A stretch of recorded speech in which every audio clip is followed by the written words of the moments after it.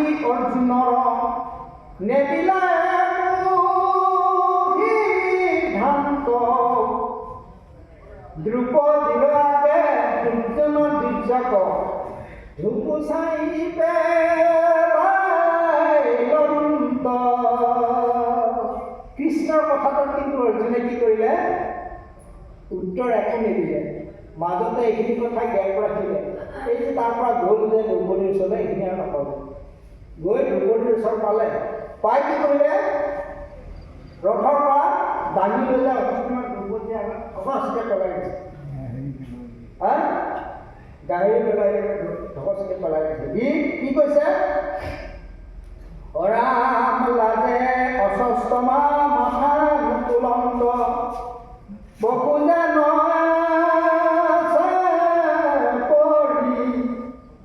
দেখে অন্ধকাৰ বান্ধৰ চুতত ভাঙি যায় হাত ভৰি।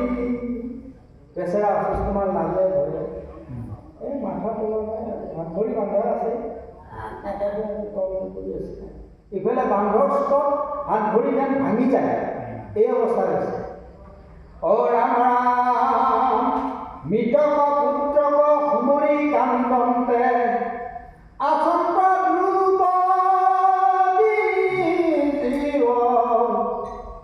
গৌতমী পুত্ৰৰ অৱস্থা দেখিয়া অন্তৰিক্ষ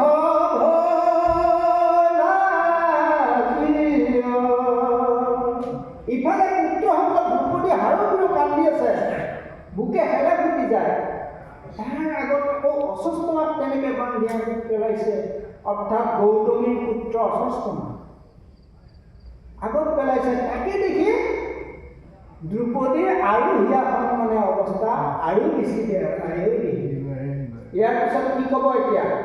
অৰাম হাহাকাৰ কৰি গুৰুৰ পুত্ৰক প্ৰণামী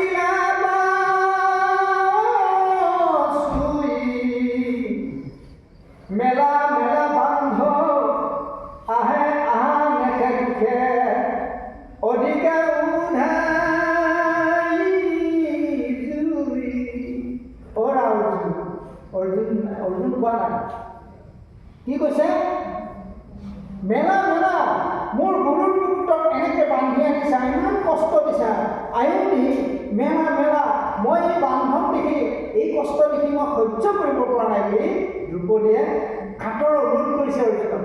মেলা ইয়াৰ বান্ধ খুলি দিয়া, গুৰুপুত্ৰ আমাৰ এই বুলি পাও চুই পেলাই সেই গুৰুপুত্ৰৰ সেৱা কৰিছে। যিজন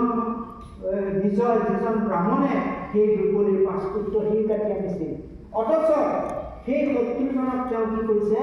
পাও চুই সেৱা কৰিছে, গুৰুপুত্ৰ। আমি কিন্তু ক্ষুদ্ৰ দোষ দেখিলে বিভৎস নিন্দা ভৎসনা বিভৎস কথা পুত ৰচনা কৰোঁ, নকৰোঁনে বাৰু? কিন্তু গুৰুপুত্ৰ গুৰুৰ বীৰ্য সন্তান কাৰণে দ্ৰৌপদীৰ এই হিয়া। আমি আমাৰ হিয়াবিলাকো সেয়া হোৱা উচিত, আমাৰ হিয়াবিলাকো সেয়া হোৱা উচিত।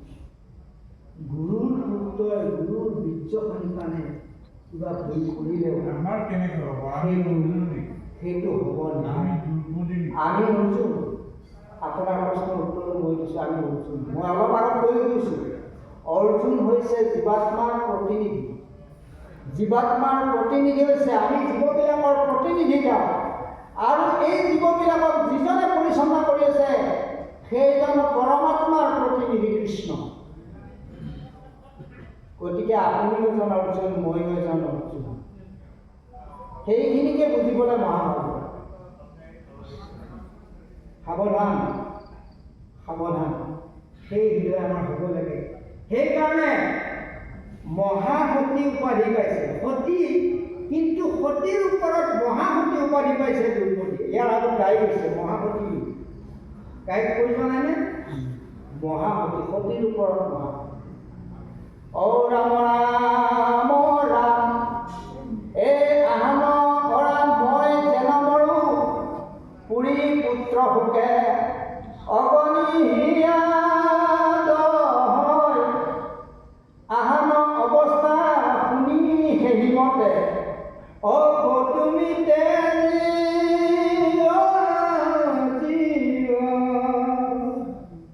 আজি মই যেনেকৈ পুত্ৰসকল দ্ৰৌপদীয়ে কান্দি কান্দি কৈছে যে মই যেনেকৈ পুত্ৰসকল আজি বহি বহি মৰিছোঁ, এই অশ্বস্থামাৰ গৌতমীৰ পুত্ৰৰ যদি এই অৱস্থা হয়, মৃত্যু হয়, গৌতমীৰ কিন্তু তাত কি হ'ব?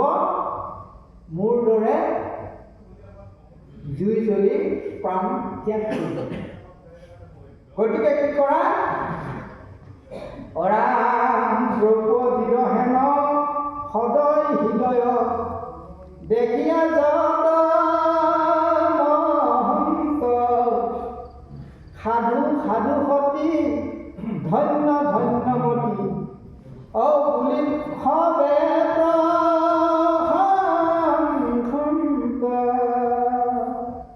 আৰু দ্ৰৌপদীৰ এই বাক্য শুনি সাধু সমস্ত য'ত সাধু সমস্ত সকলো আছিল, সকলোৱে সমস্বৰে গাই কৈছে সাধু সাধু মহাসতী। ইমান সহৃদয় নিজৰ পুত্ৰবধূজনক তেওঁ এই দয়া, এই ক্ষমা, এইবুলি সাধু সাধু ধন্য ধন্য মহাসতী বুলি সকলো মহন্তই প্ৰশংসা কৰিছে। পুত্ৰ বধি নিজ আহাংকু সমিলা নমিলা তোমাৰ সমান শান্তি নেদেখি কৰিলা হেন।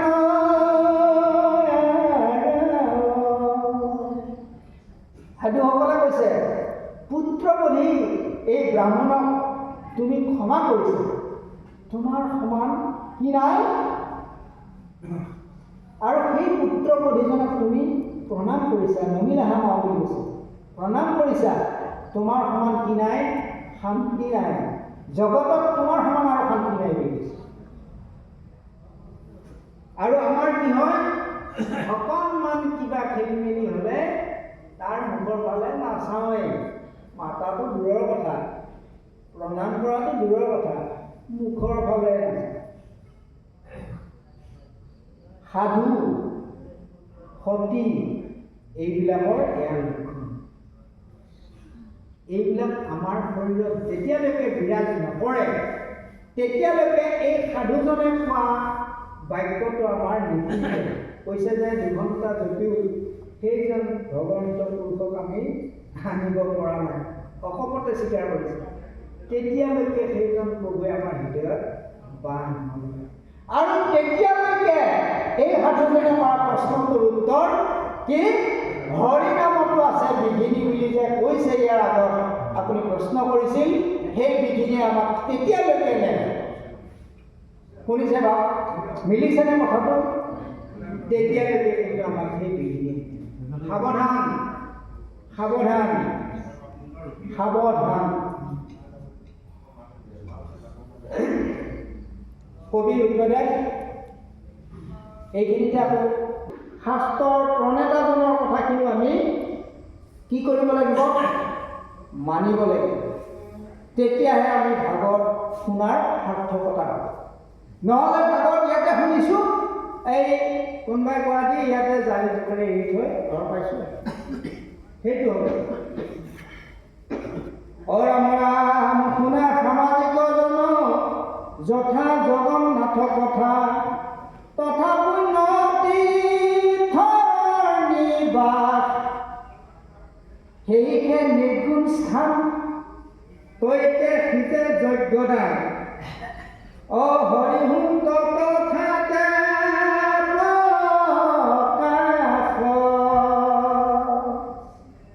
সাৱধান। কি কৈছে? শুনা সামাজিক জন যথা জগন্নাথ কথা তথা পুণ্য তীৰ্থৰ নিবাস বুলি কৈছে। আজি আপোনাসকলে ইয়াত বহুত আছে, ভাৰত ভ্ৰমণ কৰা, বিভিন্ন তীৰ্থ ভ্ৰমণ কৰা লোক ইয়াত আছে। কি কৈছে? শুনা সামাজিক জন, লিখকজনে কৈছে শুনা সামাজিক জন কি? যথা জগন্নাথ কথা, য'ত ভগৱন্ত পুৰুষৰ কৃষ্ণ কথা, কৃষ্ণৰ কথা য'ত কি হৈছে প্ৰবাহ, কি মানে প্ৰসৱ হৈ আছে, প্ৰসৱ হৈ আছে। কৃষ্ণ কথা প্ৰসৱ হৈ থাকে নাই জানো? তথা কি কৈছে, তথা পুণ্য তীৰ্থ নিবাস বুলি কৈছে। নিবাস মানে কি? বাসস্থলী। তীৰ্থবিলাকে আহি ইয়াতে বাস কৰি আছে। আপোনালোকতো আছে, তীৰ্থবিলাকো আহিছে, তীৰ্থবিলাক আহিছে। আৰু কোন আহিছে? উজ্জ্বল ৰাখিছে, পিছত ক'ব কি আহিছে। আমি হেৰি ঘোষাত যাওঁ নহয়, 4 নম্বৰ ঘোষাটো কি? 4 নম্বৰ ঘোষাত একান্ত ভকত হবে নিগুণ কৃষ্ণৰ গুণ, গাৱে সদা বকিয়া যথাত বৈকুণ্ঠক কৰি হৰি যোগী হৃদয় এৰি থাকো হৰি সাক্ষাৎ তথাত। ভগৱন্তই কৈছে এইটো কথা, মানে মহাপুৰুষ মাধৱদেৱে আমাক কৈছে যে একান্ত ভক্তসকলে য'ত কৃষ্ণ কথা বখানি আছে তাত কি কৰে, ভগৱন্ত পুৰুষে বৈকুণ্ঠক এৰি আৰু যুগ যুগ ধৰি হৃদয়ত যিসকলে তেওঁ ঘূৰি আছে সেইসকলে হৃদয় এৰি আহি তাত বহি আছে। তাৰমানে ভগৱন্ত আজি ইয়াত বিৰাজমান। আমাৰ মনে নকলেও, বিশ্বাস নকৰিলেও ভগৱন্ত কিন্তু ইয়াত বিৰাজমান হৈ আছে। আৰু ভগৱন্ত আহিলে লগত কোন আহিব? কোন আহে? শাস্ত্ৰত যে কয় মাজে মাজে 33 কোটি দেৱতা, মানে যিমান এস্কৰ্ট আছে, গাৰ্ড আছে, সকলো আহি ইয়াত জেগাই জেগাই বহি আছে। সেইকাৰণে লিখকে বাৰে বাৰে কৈ থাকে, সাৱধান, আপুনি উঠি যাওঁতে কাৰ গাত লাগে ঠিক নাই, অপৰাধত পৰি মৰিব। আপোনাৰ কাষতে কোনোবাজন দেৱতাই, কোনোবাজন তীৰ্থই বহি কৃষ্ণ কথা শ্ৰৱণ কৰি আছে, আপুনি ঘুণ ঘুণে কাৰোবাৰ লগত ভেন ভেনাই কথা কৈ আছে, সেইজনৰ শুনা ডিষ্টাৰ্ব হৈছে, মাৰি দিব কাম কৰি আছে, গম নোপোৱা কাৰণে কাণখন কলা কৰি থব, চকুকেইটা কমাই দিব পাৱাৰ। এইকাৰণে লিখকে বাৰে বাৰে কৈছে, সাৱধান সাৱধান। অ ৰাম ৰাম ৰাম। আৰু সেই ঠাইখনে কি বুলি কৈছে? নিৰ্গুণ স্থান। নিৰ্গুণ স্থান কেনেকৈ কওকচোন আপোনালোকে? মই কাক সুধিম এতিয়া? ইয়াতে বেছি বিষয়ে মানুহ কোন আছে ইয়াত? বৰদাই আপোনাক শুনো আৰু বৰ বিষয় বুলি ৰৈ কৃষ্ণ হৃদয়ত বিৰাজমান। সেইকাৰণে কৈছে সেইকে নিৰ্গুণ স্থান। এইখন নিৰ্গুণ স্থান বৰ্তমান। আৰু কি? সি যে কৈকে যজ্ঞ দান, আপুনি যিমান যাগ যজ্ঞ দান কৰিম বুলি ভাবি আছে সকলো ইয়াতে সম্পূৰ্ণ হ'ব যদি কৃষ্ণ কথা শ্ৰৱণ কৰি আছে। আপুনি ক'তো একো দান বৰঙণি, মানে কি অন্য পূজা দেৱতা যজ্ঞ দান একো কৰিব নালাগে। আৰু হৰিভক্ত কথাতে প্ৰকাশ। অলপ আগত কথাটো গায়ে গ'লো, ভগৱন্ত ইয়াত সৰ্বক্ষণে প্ৰকাশ। অ ৰাম ৰাম জানি শুনা কৃষ্ণ কথা, জন্ম নকৰা বৃথা, সমস্ত শাস্ত্ৰ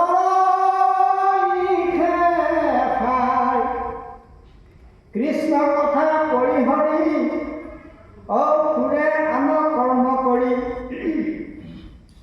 সিটো চিন্তে আপোনাৰ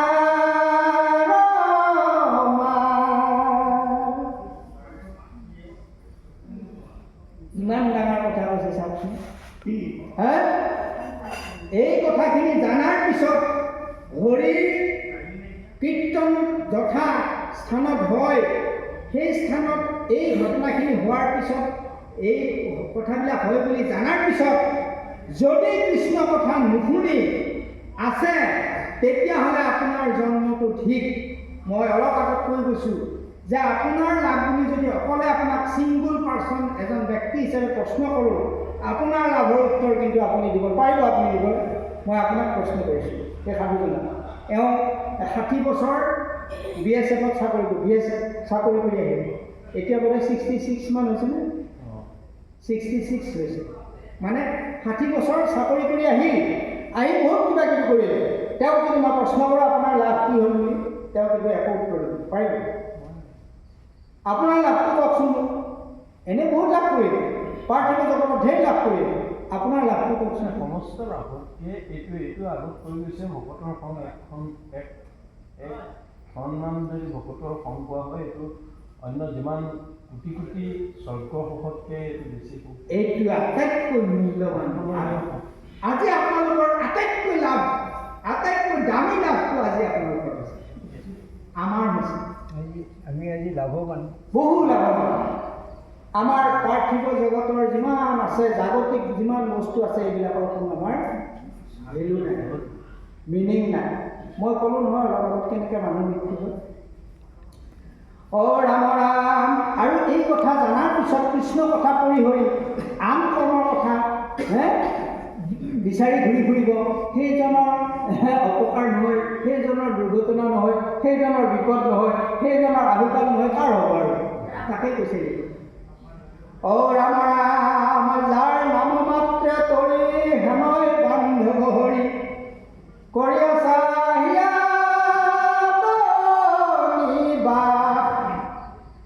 তাংক কৰি অনাদৰ অবোধ অধম অবোধ নৰ কৰে আন বিশ্বাস। সেইজন প্ৰাণ বন্ধু আমাৰ হৃদয়ত বিৰাজ হৈ আছে সৰ্বক্ষণে, সেইজন যদি নাথাকে আমাৰ চকু নাক কাণ হাত চব বিকল হৈ যাব, তাৰ মানে মৃত্যু মৰা হয় বুলি ক'ব। আৰু সেইহেন দেৱতাজন হৃদয়ত থাকোঁতে আকৌ আমি আন দেৱতা বিচাৰি যাওঁ, আন কৰ্ম মাৰ্গৰ কথা কৈছে। মোক পুত্ৰং দেহি ধনং দেহি ভাজ্যাং দেহি, এইবিলাক বিচাৰি আন দেৱতা পূজা খেৰ নহয় জানো? খেৰ নকৰে জানো? নে মোক মুক্তি দিয়ক বুলি তাত সেইটো কৰে নেকি? মোক মুক্তি দিয়ক বুলি তাত সেৱা কৰে নেকি? নকৰে। মোক এইটো দিয়ক সেইটো দিয়ক বুলি বহুত আবেদন কৰি তাত অলপ আগত কৰিছে, ছাগলীটো কাটে, হাঁহ কাটে, পাৰ কাটে। মোৰ ল'ৰা কিন্তু ছাগলীটো নহয়, ছাগলীটো কাটিব পাৰে। তাৰমানে মোৰ সুখৰ কাৰণে মই ছাগলীটো কাটিব।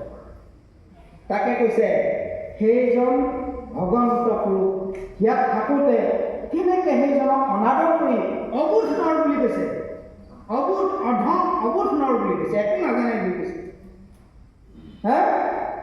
ৰাম ৰাম। শনিয়াত মাৰে গান্থি পিন্ধে গলে কাছ কান্থি, ৰাম কোচতে আচন্তে হেনো হাৰ, হাতৰ অমৃততে যি মৰে যেন বিষভুঞ্জি, ভৈৰ হেৰি পতংগ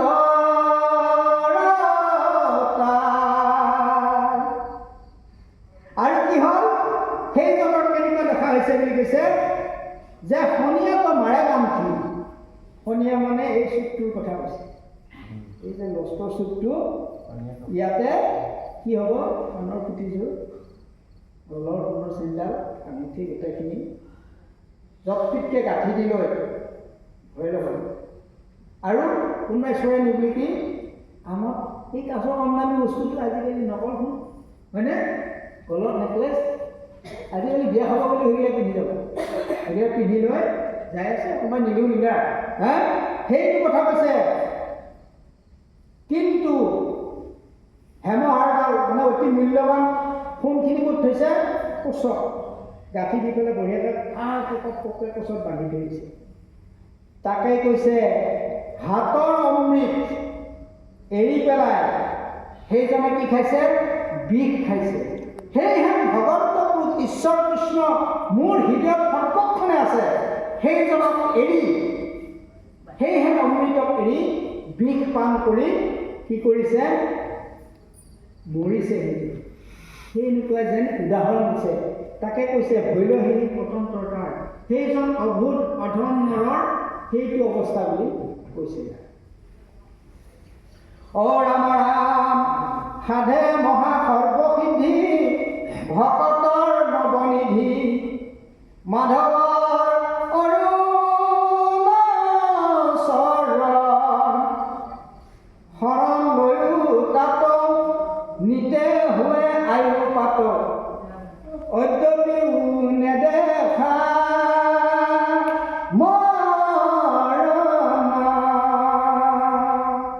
সাধুজনে অলপ আগত কৈ গৈছে ইয়াৰ ব্যাখ্যা।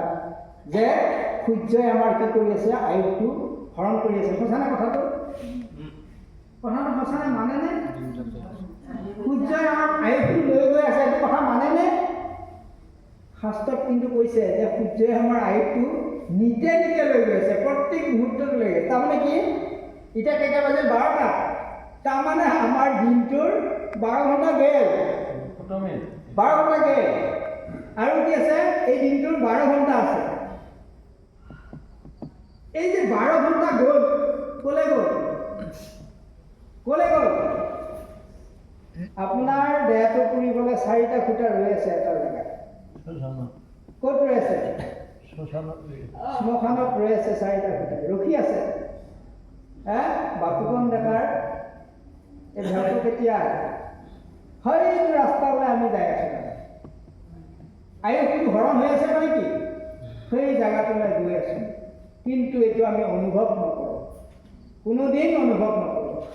আমি যেন 100 বছৰ 1000 বছৰ জীয়াই থাকিম, এই ভাৱনাটো সৰ্বক্ষণে বিৰাজিত হৈছে। যাৰ কাৰণে আমাক লোভে মোহে কামে ক্ৰোধে সকলোৱে মেৰাই মেৰাই অস্বস্থমাক বান্ধাই দি আমাক বান্ধি আছে।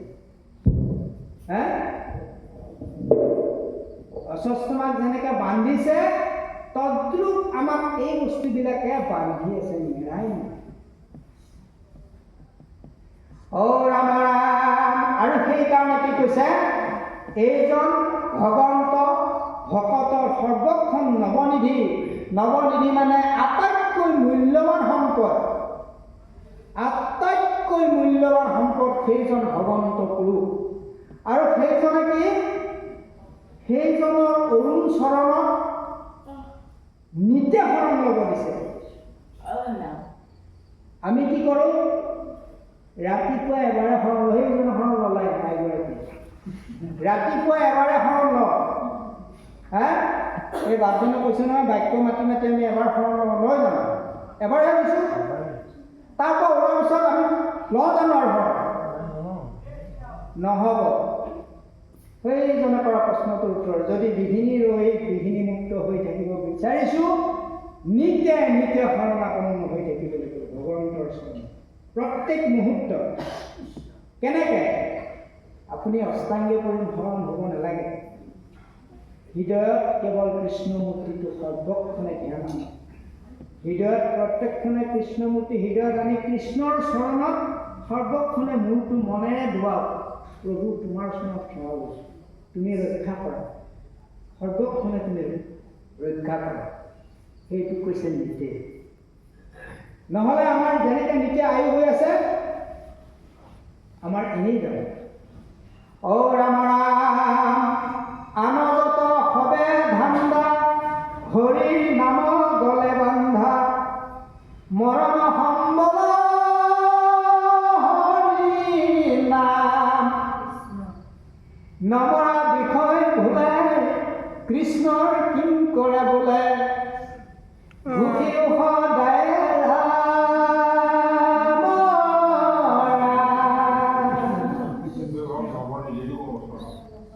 নৱনিধি মানে সদায় যিটো সম্পত্তি আমি সদায় নতুন ৰূপত দেখি থাকোঁ। সম্পত্তি, নিধি মানে সম্পত্তি, নৱ মানে নতুন। সদায় কৃষ্ণক আপুনি পুৰণি নেদেখে। আপোনাৰ চাদৰখন পুৰণি দেখিব, কালি এখন আকৌ নতুন চাদৰ ল'ব, নতুন দেখিব। পৰহিলে আকৌ এখন চাদৰ পুৰণি হ'ব। কৃষ্ণ পুৰণি হয় নহয়? কৃষ্ণৰ ধ্যানটো, কৃষ্ণৰ ৰূপটো পুৰণি হয় জানো? আটাইতকৈ মূল্যৱান মানে নতুন, সদায় নতুন, নিত্য নতুন, আটাইতকৈ মূল্যৱান সম্পত্তি সেই কৃষ্ণৰ ৰূপটো। গতিকে সেইজন ভগৱন্তৰ পুৰুষক কি কৰিছে, সত্তৰে আনগত সকলো বিষয় ধান্দা মানে কি, মোৰ যিবিলাক সংকল্প, যিমান সংকল্প বিকল্প আছে, মোৰ যিমান ভাৱনা আছে, সকলো কি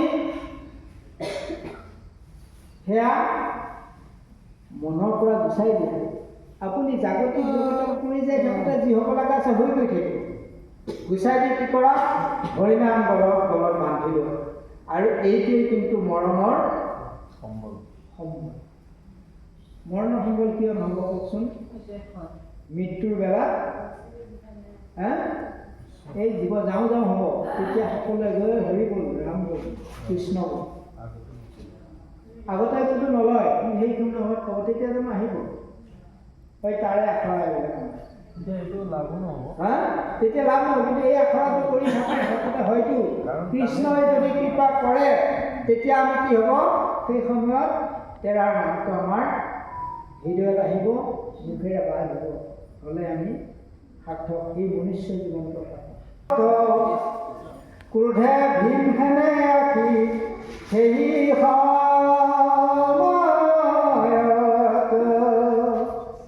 ঘটনাটো কি হৈ আছে যে অস্বস্থমাই এইখিনি লিখকৰ কথাৰ পিছত হ'ল তাৰ আগত কি হৈছিল অৰ্জুনে নি কৃষ্ণ অৰ্জুনে অস্বস্থমাক বান্ধি নি দ্ৰৌপদীৰ আগত ধৰ্পস্থ পেলাইছিল আৰু দ্ৰৌপদীয়ে কান্দি কান্দি বান্ধ খুলিব দিছে চৰণত পৰীক্ষাও লৈছে আৰু সেই মুহূৰ্ততে কি হৈছে ভীম আহি সেই সময়ত উপস্থিত হৈছে সেই মুহূৰ্তত ভীম ক'ৰবাত গৈছিল আহি সেই সময়তে উপস্থিত হ'লে সেইখিনি জেগা হয়তো কৰিলে দেশনা চুবাই কাম্পে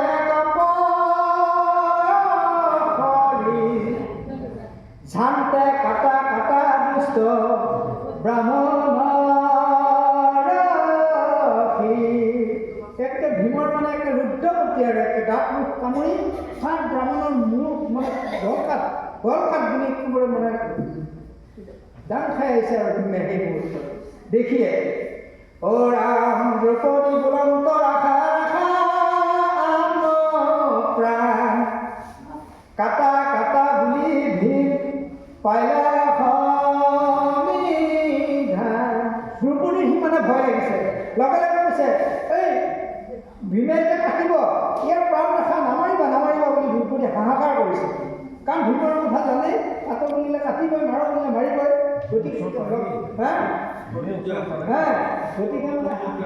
হাহাকাৰ লাগিছে দ্ৰৌপদী নাই নামাৰিব ইয়াক ৰাখা প্ৰাণ ৰাখা ৰাম ৰাম দেখি কৃষ্ণে বেগত কৰিলা চাৰি হাত ভাংগন্ত কন্দল দুই এইখিনিত মহা ৰহস্য এটা লৈ দিছে শুনিছেনে কি ৰহস্য কৈছে কিবা এটা সাংঘাতিক ৰহস্য কৈছে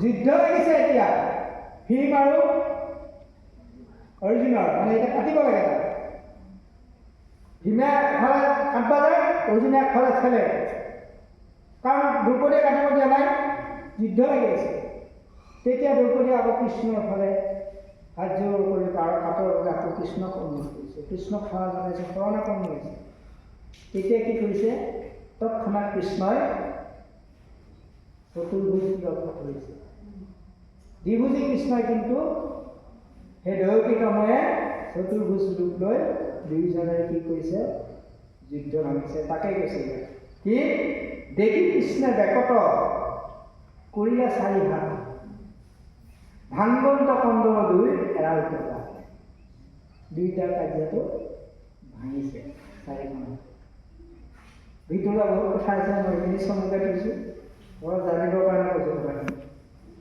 ৰাম দুই হাতে দুই কণি বৰতালা যদুৰাই বুলিবে লাগিলা পাছে অৰ্জুন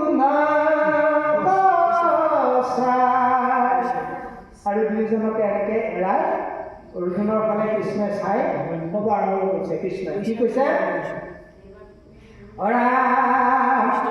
দ্ৰৌপদীৰ বচন কি মতে ৰক্ষা পৰে দ্ৰৌপদীৰ বচন কি মতে পৰে ৰক্ষা কোন বুদ্ধি ৰাখিবা ভীমৰ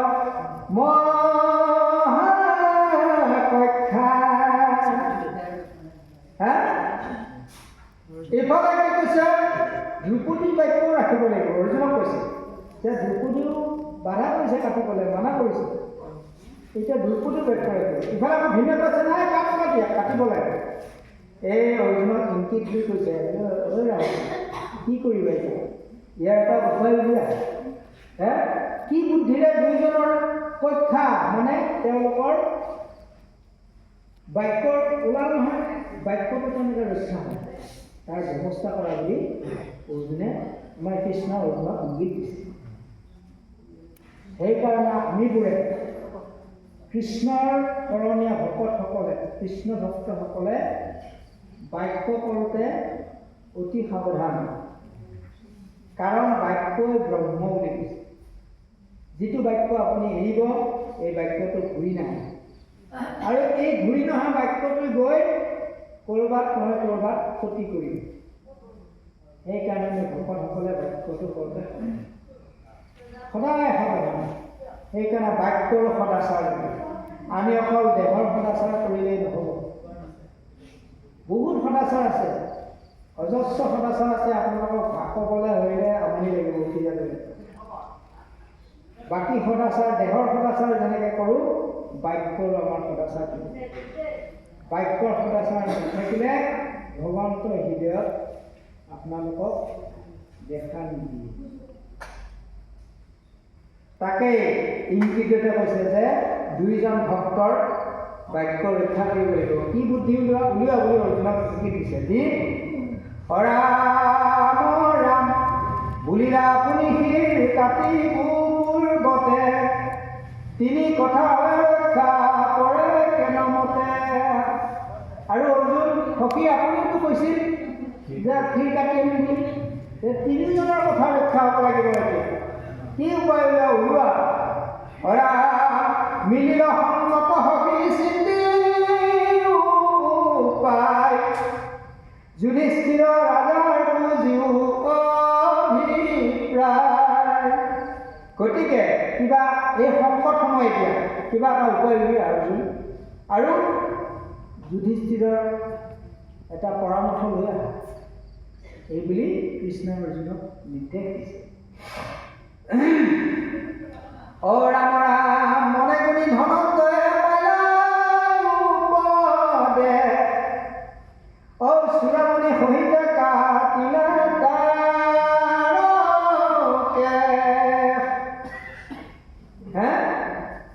অৰ্জুনে যেতিয়া কৃষ্ণই উত্তৰ দিলে, মানে প্ৰশ্ন কৰিলে, কথা মানে নিৰ্দেশ দিলে, তেতিয়া অৰ্জুনে মনে মনে চিন্তা কৰি এটা উপায় পালে। কি উপায় পালে? ইয়াৰ চূড়ামণি মানে কি? আগৰ দিনত মানে এতিয়াও আছে, ব্ৰাহ্মণবিলাকে একোচা চুলি নকটাকে, একোচা চুলি জন্মগত নেকাটে, সেই চুলি কোচাক চূড়ামণি বুলি। গতিকে ইয়াৰ কি কৰোঁ এতিয়া, পটককৈ বুদ্ধি এটা খেলালে। কি বুদ্ধি খেলালে? যে ইয়াৰ দুইটা বাক্য ৰক্ষা হ'ব, ইয়াৰ নিন্দন কৰিব, চূড়ামণি সহিতে ইয়াৰ চুলি কাটি দিব। সেইবুলি অৰ্জুনে মনে মনে মানে উপায় এটা পালে।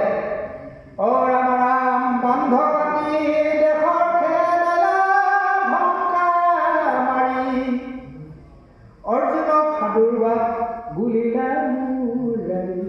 আৰু এই কথাখিনি কৃষ্ণক ক'লে, কৃষ্ণই সহমত দিলে বৰ ভাল বুদ্ধি হ'ব। চূড়ামণি সহিতে নিন্দন কৰিলে ইয়াৰ গোটেই সকলোৰে বাক্য ৰক্ষা হ'ব। ভীমৰ বাক্য ৰক্ষা হ'ব, অৰ্জুনৰ বাক্য ৰক্ষা হ'ব, দ্ৰৌপদীৰো বাক্য ৰক্ষা হ'ব, কাৰণ দ্ৰৌপদীয়ে তাক মনে কৰিছে। গতিকে অৰ্জুনৰ বাক্যটোত মানে মতামতটোত কৃষ্ণই সহমত দিলে, লগে লগে চূড়ামণি সহিতে চুলি ঘূৰাই দিলে। দি কি কৰিলে? বান্ধ কাটি অৰ্জুনে তাক ধক্কা মাৰি তাৰ পৰা উলিয়াই দিলে। অ ৰাম ৰাম তাকে দেখি সকলোৱে ভগৱন্তকে কৃষ্ণই অৰ্জুনক কি কৈছে? ধন্য অৰ্জুন, ধন্য, তুমি ভাল কাম কৰিলা, বহুত ভাল কৰিলা বুলি অ ৰাম ৰাম মুণ্ড মুণ্ডি সৰ্বস্বক কৰিলা গ্ৰহ, অ নিকালিবোৰ দেশৰ ভাঙিয়া মানে মনত যুগুতি এইবিলাক। ইয়াক এই কামটো কৰি এই দেশৰ পৰা ইয়াক বাহিৰ ইয়াৰ অহংকাৰ শূন্য হ'ব লাগে। অধম নিজৰ বদ্ধ এহিহে বিহি জানিলো ধৰ্মৰ তত্ত্ব ভৈলা কীৰ্ত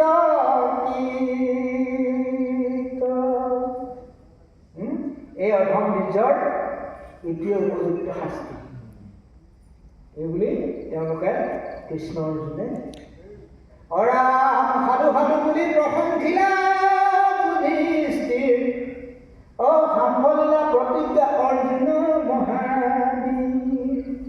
আৰু ইফালে অৰ্জুনৰ কাৰণ অৰ্জুনে দম্ভকাৰী কৈ গৈছে নহয়, তাতে কৃষ্ণ অৰ্জুনক কি কৰি লৈ আহে সেইটো কথাটো বাকীবিলাকে দেখা নাই। গতিকে যুধিষ্ঠিৰে একে অৰ্জুনক সাধুবাদ দিছে আৰু বা বহুত ভাল কাম কৰিলে অৰ্জুন। অস্বস্থমাক ধৰি আনি দ্ৰৌপদী শান্ত কৰাব এইবুলি অৰাম এহিমতে অৰ্জুনক প্ৰশংসিত হিত যুদ্ধ যদি পাঞ্চু ভাই ভৈলা কীৰ্ত কীৰ্ত পৰম আনন্দ আতি ভৈৰম তপহী গোবিন্দৰ পুৰিলে পণ্ড বৰমণি মৃতকৰ কৰি পাছে পিণ্ড জলাঞ্জলি থাকিলা হস্তিনাপুৰে পাঞ্চু মহাবলী। ভাৰত যুদ্ধৰ পিছৰ কথাখিনি কৈছে এইখিনি, বুজি পাইছেনে? ইয়াত মানে এইখিনি ঘটনা হোৱাৰ পিছত ভাৰত যুদ্ধ হ'ল, পঞ্চপাণ্ডৱে ৰাজ্য পালে আৰু যিমান মৃত ইষ্ট কুটুম্ব মৰিল তেওঁলোকৰ শ্ৰাদ্ধপিণ্ড কৰিলে, কৰি পেলাই তেওঁলোকে তাত কি কৰিলে ৰাজ্যভাৰ তেওঁলোকে লৈ হস্তিনাপুৰত থাকিল। অৰাম পাছৰ বৃত্তান্ত শুনিয়োক সবে লিখি ভাৰত যুদ্ধ প্ৰসংগ কৰি আহ ঋষি।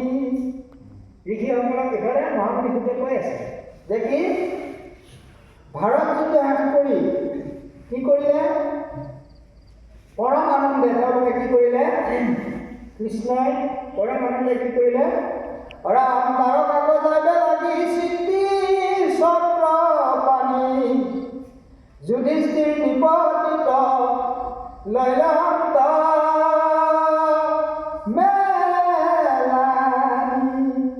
হস্তিনাপুৰৰ কাম শেষ, গতিকে এতিয়া দ্বাৰকাত যাব আৰু কৃষ্ণ এইবুলি কৈ যুধিষ্ঠিৰৰ পৰা বিদায় লৈছে। মই এতিয়া হস্তিনাপুৰত যাওঁ, বাকী আপোনাৰ দ্বাৰকাত যাওঁ, মোৰ কাম এটা শেষ, তোমালোকে ৰাজ্যভাৰ চলোৱা। অৰাম দ্ৰৌপদী সুভদ্ৰা কুন্তি সবাকুধি চৰিলা ৰথত ভীম অৰ্জুনা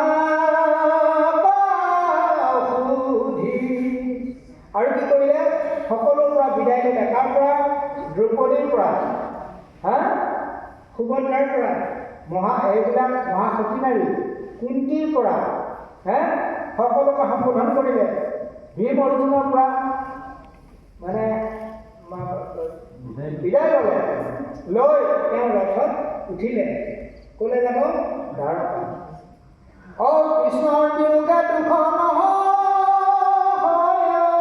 মনে পাঞ্চু ভাই সংগে দণ্ড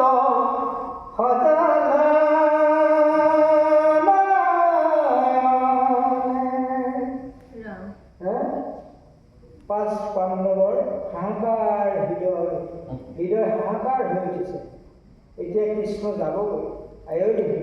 কৃষ্ণৰ ৰথৰ পিছে পিছে পাঁচোজনে কান্দি কান্দি গৈ আছে, কান্দি কান্দি কৃষ্ণৰ পাছে পাছে ৰথৰ পাছে পাছে গৈ আছে। ৰাম ৰাম ৰাম দ্ৰোণীক মেলিলা যেন লাংকা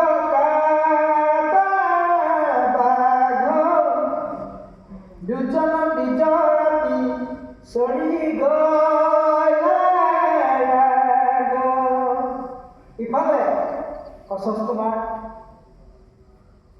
সেই সময়ত ব্ৰাহ্মণ কুলৰ মুণ্ডন কৰাটো আটাইতকৈ দুৰ্ভাগ্যজনক, আটাইতকৈ মানে অপমানজনক কাৰ্যসূচী।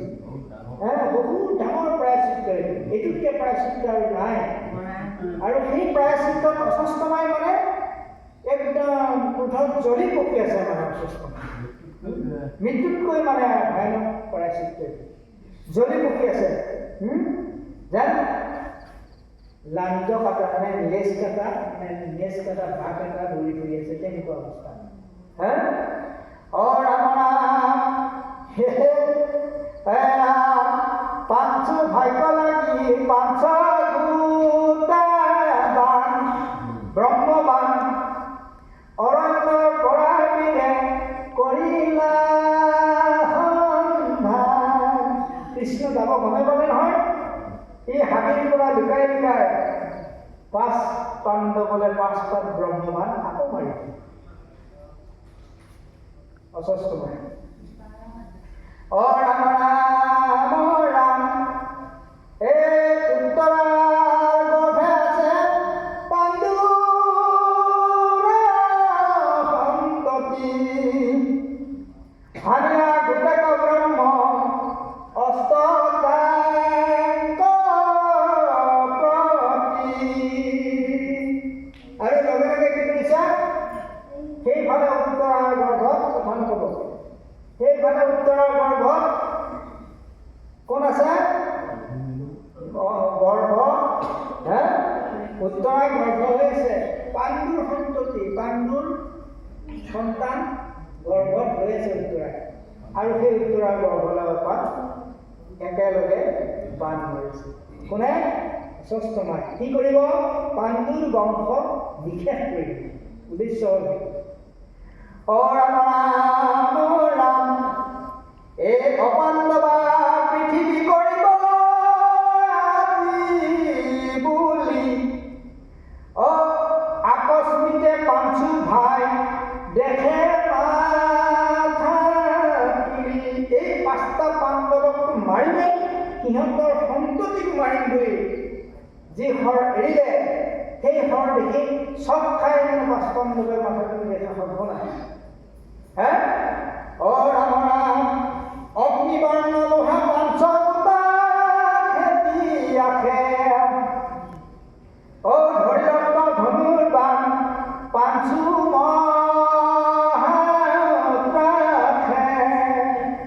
ভয়ত কম্পমান হৈ পাঁচু পাণ্ডৱে লগে লগে ধনু ধৰিছে কাৰণ কি আহিছে পাঞ্চগোটা লোহা আহিছে তেওঁলোকক মাৰিবৰ কাৰণে ৰাম ৰাম দেখি খেপি অন্ত চক্ৰ কৃষ্ণ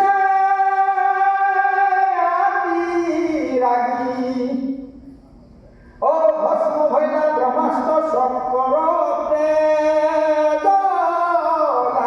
লাগি লগে লগে কৃষ্ণই দেখিছে পাঁচ পাণ্ডৱলৈ কি আহিছে পাঁচপাত অস্ত্ৰ আহিছে লগে লগে কৃষ্ণই চক্ৰক নিৰ্দেশ দিছে চক্ৰ গৈ লগে লগে তৎক্ষণাৎ এই পাঁচপাত অস্ত্ৰক নাশ কৰি পেলাইছে কৃষ্ণৰ খঙত প্ৰচণ্ড খঙত এই চক্ৰ আহিছে লগে লগে এই পাঁচপাত ব্ৰহ্মহৰ কাটি পেলাইছে ভস্ম হৈ গৈছে তেজ পুৰি গৈছে এইফালে কি হৈছে ইফালে ডাঙৰ ঘটনা হৈছে কি ঘটনা গৰ্ভ ৰক্ষাৰ বাবে উত্তৰৰ দ্বাৰা কৃষ্ণক প্ৰাৰ্থনা কৃষ্ণৰ দ্বাৰা উত্তৰাৰ গৰ্ভ ৰক্ষা হ'ব এইফালে কি হৈছে উত্তৰাৰ গৰ্ভলৈ কথা নাই জানো সেই কথাকে উত্তৰাৰ গৰ্ভ পাব এতিয়া লগে লগে কি কৈছে উত্তৰাৰ চম্পক খাই উত্তৰালে শান্ত অস্ত্ৰ ৰাখে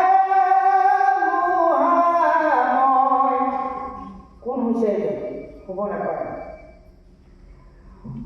ৰাম ৰাম গৰ্ভৰ বিনাশ হেতু ভৈলা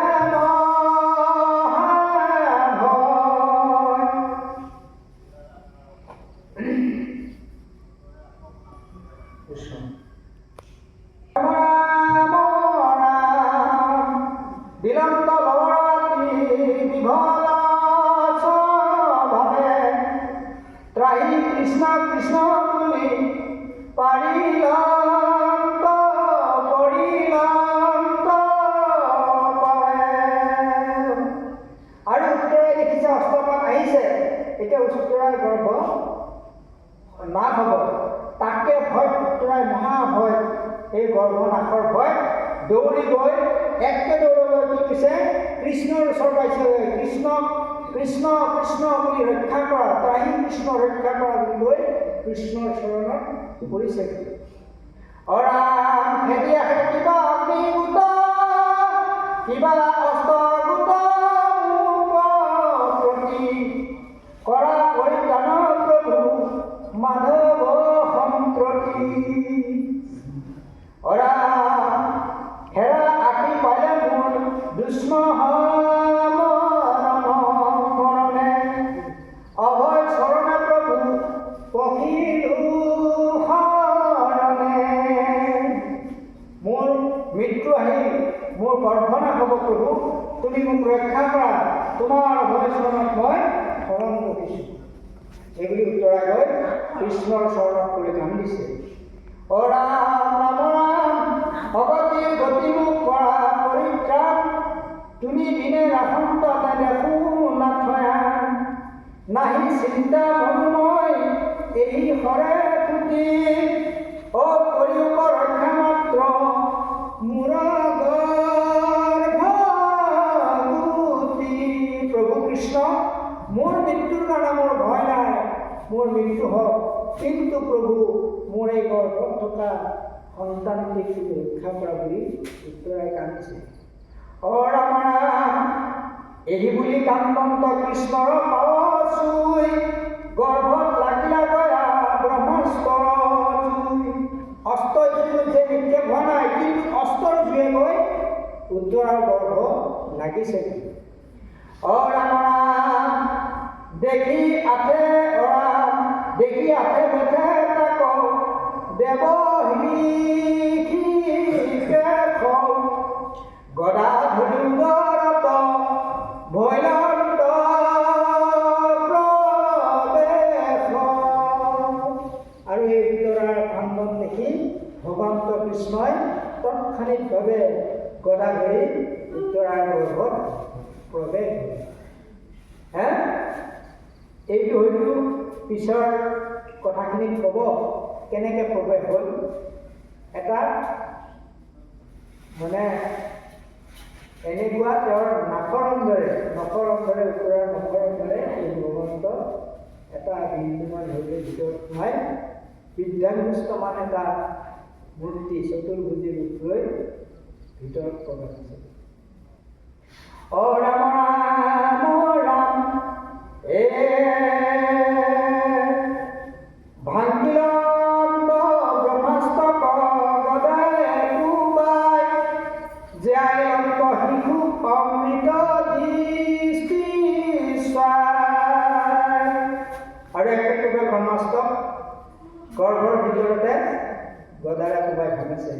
আৰু সেই মৃতপ্ৰায় শিশুটি ইতিমধ্যে মৃতই হৈছে, কিন্তু ভগৱন্তই অমৃত নয়নেৰে চাই শিশুটিক পুনৰ জীয়াইছে। অ ৰাম ৰাম উন্নত সমক শিশু লভিলাছে তন, মহাপুৰুষে কতে ভৈলা দৰিখন। সেইজন মহাপুৰুষৰ মহাভাগ্য গৰ্ভতেই এই ভগৱন্ত পুৰুষক দৰ্শন পাইছে। পুণ্য ব্ৰহ্ম কৃষ্ণক এই গৰ্ভত দৰ্শন পাইছে। অ ৰাম ৰাম ৰাম মই অলপ কৈ গৈছোঁ। আকৃষ্ট ব্ৰহ্মানন্দনো মাতি সুকুমাৰ, শ্যামতনু পিত অৱস্থে অতি জাতিষ্কাৰ। গৰ্ভত এটা অংকুষ্ট প্ৰমাণ, এটা আঙুলিৰ মান বিদ্যাংগুষ্ঠৰ প্ৰমাণ, সেই ৰূপটো ভগৱন্ত। কেনেকুৱা ৰূপ? শ্যামতনু পিত বস্ত্ৰ, আমি জানো সকলোৱে। অৰান্তৰিত ললিত জান নৱ মেঘ খণ্ড, মকৰ কুণ্ডল কান্তি প্ৰকাশিত গন্ধ, কণ্ঠত কৌস্তুভমণি যেন নৱ সূৰ্য, আজান লম্বিত মহা চাৰু চতুৰ্ভুজ। শংখ চক্ৰ গদা পদ্ম আছে চাৰিহাতে, অ ৰত্নৰ কীৰ্তি চিকি নীতি ৰথে কৰে মথে।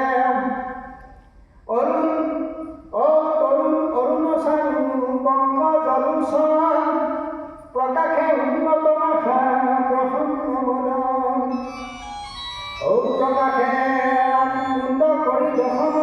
ক্ষত মন্দহাস কৰে ৰত্নময় হাত হিয়াত প্ৰকাশ কেউল কংকণ হাতে কৰে গুৰুজনু পতি কংকণ কাঞ্চি জলে কিংকিণী গোটে পাত পিত ভূমি পাৱত প্ৰভুৰ চৰণ পংকজন যে ৰত্নৰূৰ অৰাম কুটি এক শস্যী সম শৰীৰ প্ৰকাশে ফুৰন্তে আচন্ত গদা ধৰি চাৰি পাশে গদাই অস্তৰ তেজ বিনাশম তেজ আছে দেখে ঈশ্বৰ আপোনাৰ আছে সেইজন ভগৱন্তই গদা ধৰি এই চতুৰ্ভুজ ৰূপ লৈ সেই শিশুটোৰ চাৰিওফালে ঘূৰি আছে সেই শিশুটো দেখি আছে ভগৱন্তৰ সেই দিব্য ৰূপ ৰাম ৰাম ৰাম দেখত দেখন্ত মৃত চবে জানা শৰীৰতে ইটো গুণ বুলি শিশু গুণন্ত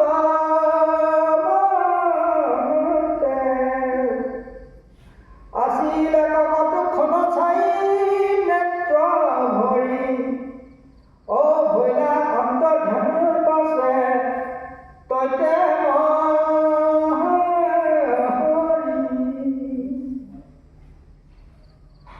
ৰাম আৰু এনেকৈ সেই কৃষ্ণৰ দিব্যৰূপ দেখি থকা শিশুটোৱে হঠাৎ কৃষ্ণক নেদেখা হ'ল কৃষ্ণ অন্তৰ্ধান আৰু ইফালে কি হ'ল মহাসতী উত্তৰা ভয়হীন শিশু বাচিল গৈলা গৃহ মাধৱ কৰি প্ৰদাৰাম এৰাম শিশু ভয় শিশু জীৱে জানি সতী ভৈলা ভয়হীন গৈলা গৃহ মাধৱ কৰি প্ৰদক্ষিণ চলিবাক শান্ত কৃষ্ণ কুন্তি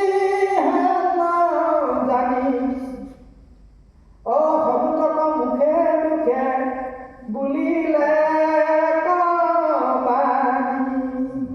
আৰু এই মুহূৰ্তত উত্তৰাৰ গৰ্ভৰ সন্তান বাচিল উত্তৰা লাহে লাহে গৃহলৈ গ'ল আৰু ইফালে কি কৃষ্ণ আকৌ যাবলৈ আৰম্ভ কৰিছিল যাবলৈ আৰম্ভ কৰি দেখে যে কি কুন্তীয়ে কান্দি আছে তলৰ ফালে মূৰ কৰি হুকুকাই কান্দি আছে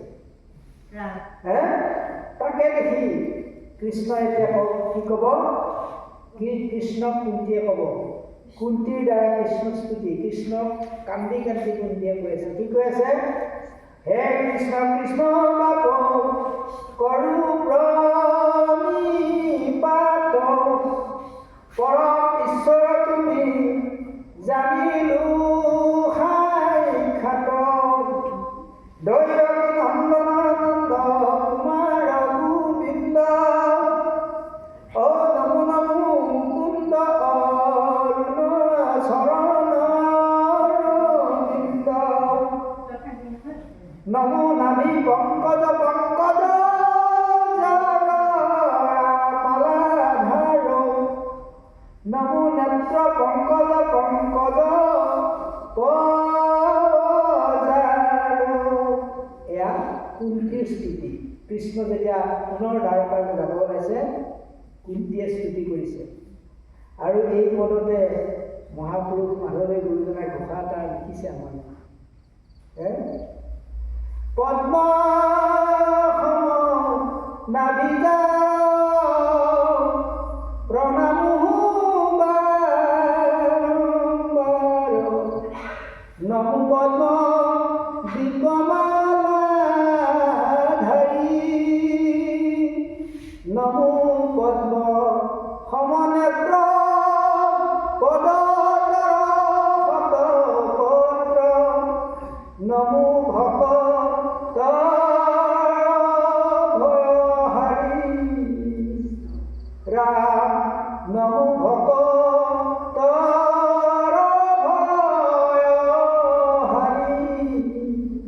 মাধৱদেৱ গুৰুজনাই গাইছে ইয়াৰ পৰা এই গুৰুজনাই ইমান ধুনীয়াকৈ গাইছে কুন্তীৰ স্তুতিৰ পৰা ৰাম ৰাম ৰাম নমো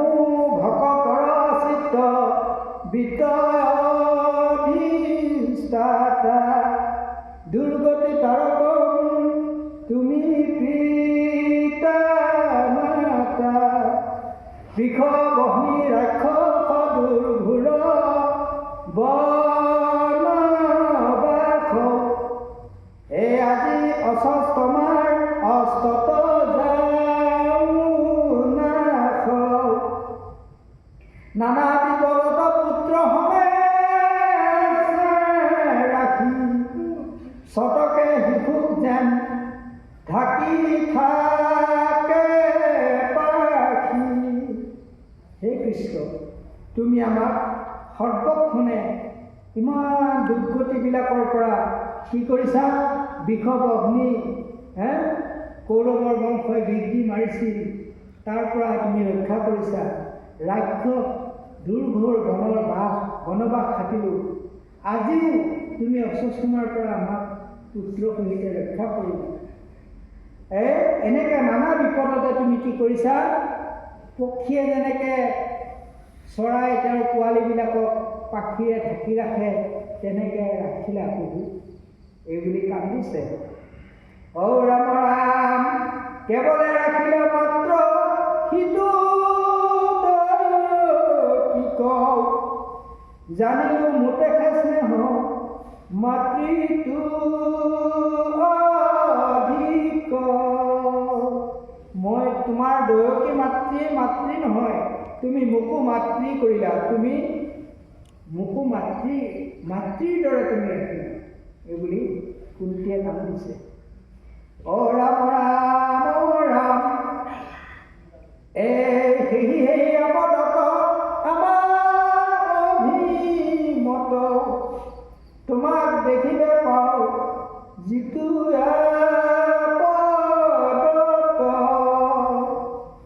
তুমি সেই আপদবিলাক দিয়া, যিবিলাক আপদত তোমাক দেখা পাওঁ, কাৰণ তুমি সকলো আপদতে আমাৰ লগত আছা। গতিকে সেই আপদবোৰকে আমাক দিয়া কৃষ্ণ, যাতে সেই আপদত তোমাক আমি দেখা পাওঁ। ও ৰাম ৰাম ও ৰাম শ্ৰী ভৈৰৱ ভুলে মন কৰে সম্পদত নপাৰে তোমাৰলৈ বেনাম। অলপ আগত মই কৈ গৈছোঁ, দ্ৰৌপদীয়ে কুন্তীয়ে সেই কথাখিনিতে কৈছে যে তুমি শ্ৰী মানে কি?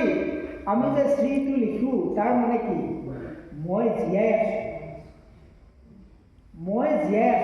শ্ৰীটোৰ অৰ্থটো হৈছে মই জীয়াই আছোঁ।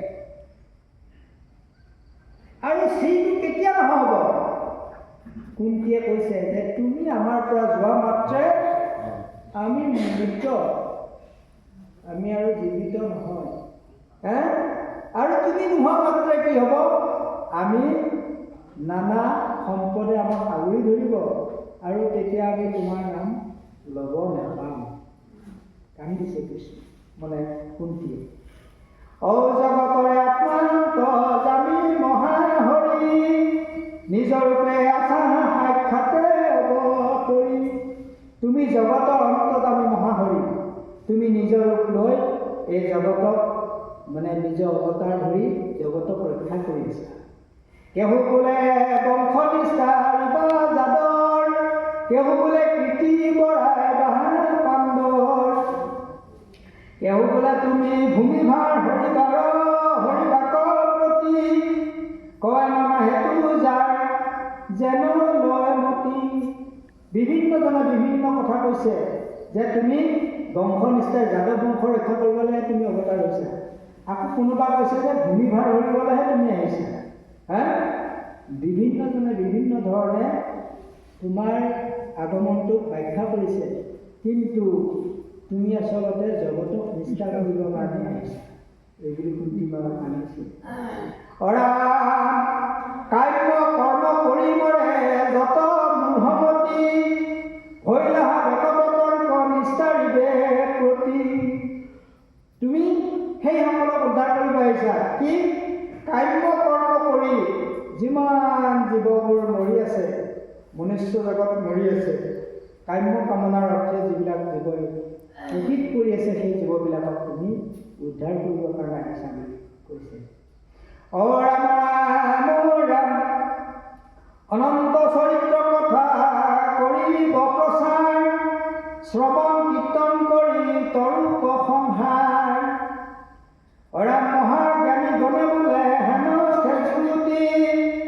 জানো জগত একে দিবা এইবাৰ মনপুতি। বৰ ধুনীয়া কথা। অৰা ভৈলা হাবিত ৰাখি আপুনি ঈশ্বৰে তোমাক এখে নজানি কুমতি নৰমৰে। কোনে গাঁও স্মৰে যিটো তোমাৰ কথা, আন কৰে কীৰ্তনে প্ৰশংসে যিটো তাক। আচৰি কালতে পাৱে তোমাৰ চৰণ, আউৰ দুনাই নাহি তাৰ জনম মৰণ। তুমি এই লাটৰ মিত কপৰাই, নগলে যাদৱ খবৰে সমুদায়। তুমি কি কাৰণত আহিছা এয়া মই ক'লোঁ, কুন্তীয়ে ক'লে গোটেই কথাটো। আৰু কি কৈছে যে তুমি গ'লা আমি মৃত মৰা আমাৰ একো নাই, কিন্তু কি কৰিবা, তুমিতো এতিয়া যাদৱৰ বংশ ৰক্ষা কৰিব লাগিব, কাৰণ যাদৱ বংশ এইফালে ধ্বংস হ'ব, সেইকাৰণে তুমি যাব ওলাইছা। এইবুলি আকৌ কুন্তীয়ে প্ৰবোধ বাণী কৃষ্ণক শুনাইছে। ৰাম ৰাম ৰাম একো বুলিবাক মই নপাৰো সম্প্ৰতি, যেন লাগে কৰা দেহ গতিৰ গতি। তোমাক দেখিবা নাপাওঁ ইখে মূৰৰ খেত, যাদৱ পাণ্ডৱৰ বংশে কৰা স্নেহ আছে। গতিকে তোমাৰ যি কৰিলে ভাল হয়, তুমি যি ভাল দেখা তাকে কৰা, মই আৰু একো ক'ব নোৱাৰোঁ। অগতিৰ গতি দিয়া, তোমাক মাত্ৰ মোৰ এটাই দুখ, তোমাক যে আৰু দেখা নাপাম এইটোৱে মোৰ দুখ, এইটোৱে মোৰ মানে কি শংকা। এৰা আন দেৱ ধৰ্মক নযাওক মোৰ মতি, তোমাতে থাকোঁ মাত্ৰ নিৰন্তৰে গতি। আমি কওঁনে এই কথাটো ভগৱন্তক কেতিয়াবা? কুন্তীয়ে নিজে কৈছে কৃষ্ণক যে হে কৃষ্ণ, যাতে আন দেৱ ধৰ্মৰ প্ৰতি মোৰ মতি কেতিয়াও নাযায়, সেইখিনি তুমি কৃপা কৰা। আন দেৱতাক মই যাতে কৰিব মই নালাগে, তুমি সেই কৃপাখন কৰা। এই কথাখিনি আমি প্ৰভুৰ চৰণত আবেদন কৰোঁনে বাৰু? নকৰোঁ, কিন্তু এইটো আবেদন কৰিব লাগিব। ৰাম ৰাম যেন জাতি গংগা নিৰোধ কৰে যদি, সাগৰত পৰন্ত তথাপি দেৱ নদী। কি কৈছে? যদিও গংগাই কি কৰিছে? সকলোকে পবিত্ৰ কৰিছে, হয়, কিন্তু গংগা গৈ আকৌ ক'ত পৰিছে? সাগৰতেই পৰিছে। চাওকচোন কিমান ডাঙৰ উদাহৰণ আছে। ৰাম ৰাম ৰাম সেইমতে বিষ্ণু নগনি মোৰ সদায় চিন্তিব মাত্ৰ তোমাৰ চৰণ। আৰু এইদৰে যাতে সকলো বিধিনিক পাৰ কৰি কেৱল তোমাৰ চৰণ পাওঁ, এইকণ তুমি কৃপা কৰা। এইমতে কৰন্তে অনেক ত্ৰুটিনতি, মনে উপজিলা সি সপ্ৰেম ভকতি। এনেকৈ স্তুতি কৰোঁতে কৰোঁতে কুন্তীৰ কৃষ্ণৰ প্ৰতি সপ্ৰেম ভকতি আহে। কিহৰি শৰীৰ নিৰৱহে অবিশ্ৰান্ত, কৃষ্ণৰ আগত পৰি কুন্তী কান্দিলন্ত। পৰম ভকত দেখি জগত নিবাস, এই হক বুলি হাঁহি কৰিলা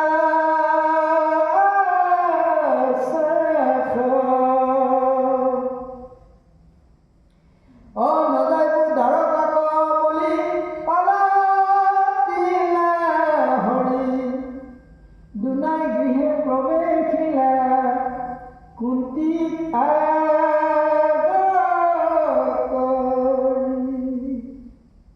আৰু কুন্তীৰ মনোবাঞ্ছাৰ অৰ্থে কুন্তীৰ এই পৰম ভকতি দেখি ভগৱন্তই কি হ'ল? আঘাদিত হ'ল, পুলকিত হৈ কি কৰিলে? ৰথৰ পৰা পুনৰ নামি কুন্তীৰ পিছে পিছে কুন্তীৰ গৃহত গৈ প্ৰৱেশ কৰিলে। মই নাযাওঁ, কৃষ্ণই ক'লে মই নাযাওঁ এইবুলি কুন্তীৰ লগত পুনৰ কি হ'ল? কুন্তীৰ গৃহলৈ সেইটোকে আমি কৰিব লাগে। সেইটো কৰিলে আমি সকলো আমাৰ সাৰ্থক হ'ব। ৰাম ৰাম ৰাম দুনাই যাইবা কচন্ত সবা কুপ্ৰবুদ্ধি কাতৰ কৰিয়াৰা যায় ৰাখিলা নিৰোধী এৰাম হাতত দুই অধ্যায়ৰ কথা গলা ভীষ্ম মুখ্য উৎসৱক কহিবে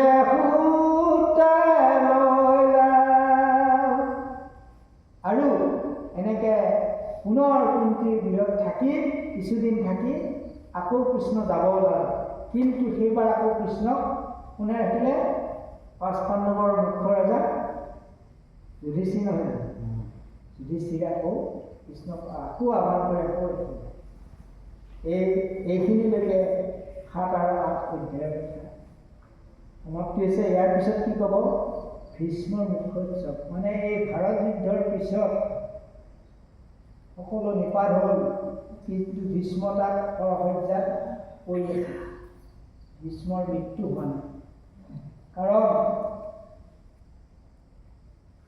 কাৰণ ভীষ্মই কৃষ্ণৰ ওচৰত প্ৰতিজ্ঞা কৰিছে কৃষ্ণই নিজে একো নকৰে গতিকে এই 5 কৌৰৱক মাৰিবৰ কাৰণে যি 5 অস্ত্ৰ তৈয়াৰ কৰিছিল বুদ্ধি কৰি কৃষ্ণই চলনা কৰি অৰ্জুনক পঠাই যুধিষ্ঠিৰৰ ড্ৰেছ পিন্ধাই লৈ গায় তাকে আপোনাৰ কি দুৰ্যোধনৰ ড্ৰেছ পিন্ধাই লৈ গৈ 5 অস্ত্ৰকাৰী আনা নাছিল জানো মানে লৈ অহা নাছিল জানো ফাঁকি দি পেলাই চলনা কৰি তেতিয়া ডাইৰেক্ট লৈ আছে কৈ তেতিয়া এই চমুকে কৈছোঁ তেতিয়া ভীষ্মই গম পাই গৈছিল অকণমান দূৰ যোৱাৰ পিছত কৃষ্ণৰ মানে ভৰিৰ পায়ৰ যেতিয়া বাট চিনি শুনিছে ভীষ্মই চব খাই গৈছে দেখিলি মোকো চলনা কৰিলি কৃষ্ণ তুমি অস্ত্ৰ নধৰো বুলি কৈছিলা মই তোমাক অস্ত্ৰ ধৰাম ইয়াৰ অৰ্থ এইটো যে তুমি অস্ত্ৰ ধৰি তুমি মোক নিধন কৰিব লাগিব মাৰিব লাগিব তুমি অস্ত্ৰ নধৰো বুলি কৈছিলা মই তোমাক ধৰাম আৰু ভীষ্মই সেই বাক্য ৰক্ষা কৰি কৃষ্ণই ভীষ্মলৈ শেষৰ মাৰিব লগা হৈছিল আৰু শেষৰ সৈতে ভীষ্ম ইতিমধ্যে পৰি আছে গতিকে কৃষ্ণই তাক দৰ্শন দিব লাগিব তেতিয়াহে ভীষ্মৰ প্ৰাণ বাঢ়ি যাব আৰু সেইটোকে কৈছে ভীষ্মৰ মুখ্য উৎসৱ বৰ্ণন এতিয়া ভীষ্মৰ মুখ্য উৎসৱ বৰ্ণন হ'ব আমাৰ সাধুজন আহিব আমি আজি ইমানতে সামৰিছোঁ সময়ৰ অভাৱ ঈশ্বৰে মিলাই